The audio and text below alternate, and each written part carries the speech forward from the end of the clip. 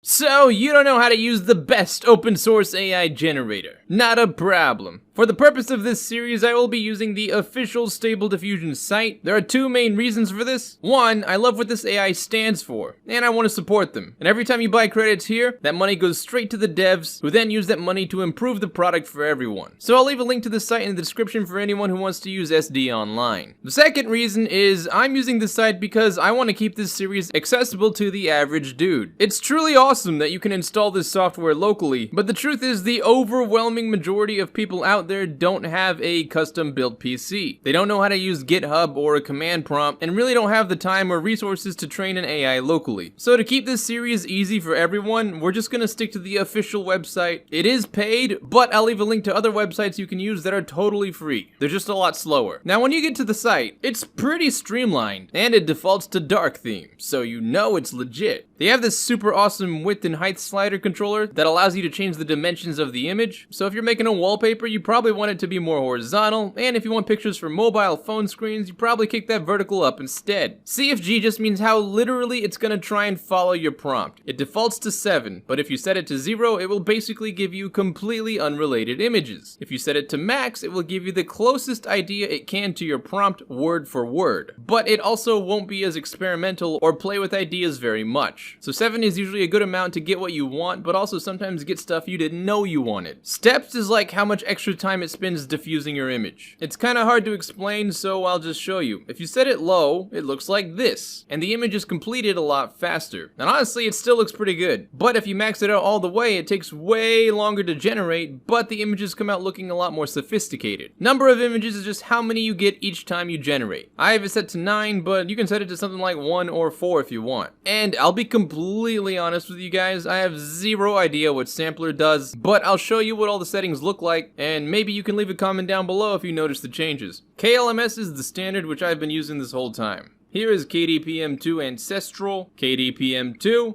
KHun, Cooler Ancestral, Cooler, PLMS, and DDIM. So yeah, I don't know how these affect the results, but that's what they look like. If you like what you get, you can download all the images with this button, or download them all as a zip in a single file here. Now, another thing that you can do, which is kind of similar to dall-e, is the image editor. Now, there is a glitch where the tools do not appear if you're using Firefox, so what I'm about to show you only works in Google Chrome. Hopefully, they'll fix that soon. But anyway, if you go down here to the image editor, you will be able to upload any image you want, and once you're in the editor, you can click here to scale your image or pan it around like this. If you click the brush, you can erase parts of your image just like in dall-e. Brush size is controlled over here. The lower it is, the smaller your brush. The higher it is, the bigger your brush. How sharp the brush is controlled here, so if it's down, the brush is going to be super sharp, and if it's up, it's going to be super foggy. Also, you can control Z if you make a mistake. Strength controls opacity, so all the way down makes the brush super weak, and all the way up makes the erase really strong. Image opacity controls the transparency of the entire map, but we will talk more about that later. Now, there's another glitch here. If you are brushing and your mouse goes outside the canvas, it disables your brush and can be really annoying when you're trying to paint the edges, because if you accidentally go out of bounds, you kind of have to left click again. It's not a total deal breaker, but